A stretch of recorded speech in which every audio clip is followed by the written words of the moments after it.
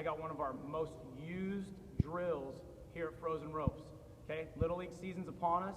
A lot of coaches, a lot of parents out there could use this drill to have effective batting practice.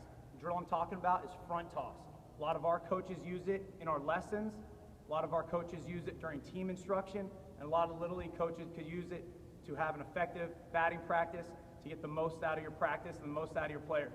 So today I'm going to describe how to front toss, how to set up front toss, and some big do's and don'ts that we see with Little League parents when they come in here that might actually hurt the players rather than help them. So let's go ahead and get right into it. Okay guys, here we are. We got our front toss station set up. As you see, we got an L screen. We got it flipped around. And if you can see right behind me, this side of the L screen is lined up directly with the left side of the plate from my perspective. Okay? All too often when I see coaches try to do front toss, they have this L screen pushed far too over. So they have themselves lined up with the middle of the plate rather than having the edge of the L screen lined up with the middle of the plate. Now what this leads to is this leads to a coach throwing a ball from around the L screen and coming in from way behind the player. This could cause some very bad habits, could cause the player to open up his shoulders too early, and it's something that we want to try to avoid at all costs. So, when you set up the L screen, please set it up to the opposite side of the plate as the hitter. So if Coach Decker here switches over to a left-handed hitter, try to move the L screen just over to the right side of the plate. If you're going to make an error on one side, err away from the hitter.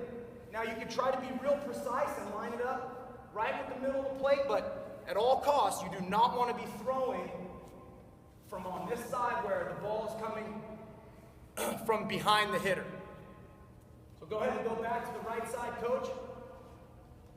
Now you've seen how to properly set up our front toss. You got your bucket here. You got a bucket you can sit on.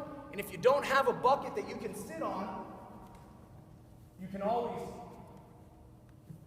stand up, take one step, and throw. Of course, make sure you're behind the L screen after you let it go. You don't want body parts hanging out, because if you get a good hitter and you're doing it right, he might sting you. So, I like to do it sitting down. Sometimes it's preference.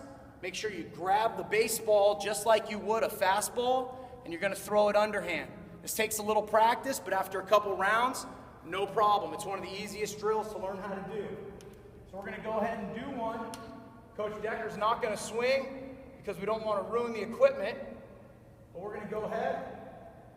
You're going to start with the ball high, show it to the batter. You're going to rock back and toss. Rock back, toss. When you get good at this, you can throw it down the middle. You can start picking positions for the hitter. You can throw one inside, throw one outside. Something very important here is to make sure that you're in a good rhythm with your arm so the hitter can get in a real good rhythm with his stride, his load, his hands, and most importantly, his eyes. Okay, so that's how you set up front toss.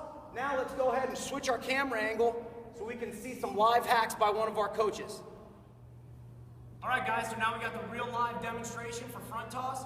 As you can see, I'm lined up just off center of the plate. This allows me to throw the ball as straight as I can without coming from around the batter. Like I said, all too often I see coaches line up themselves at the middle of the plate. I see them sitting here and throwing from around the batter, which causes the batter to open up prematurely because the ball is coming from over here. Now, if you're ever getting prepared to face a sidearm pitcher, maybe if you're a high school coach, you're going to face a good sidearm righty, hey, go ahead and do that. Try to get your player to stay in. We're not talking about that right now. We're talking about how to properly set this drill up. And now Coach Decker is going to show us some swings. So I'm set up to the right side, show him the ball, let him get in a good rhythm. Start on the outer half of the plate, he's going to take it to right field.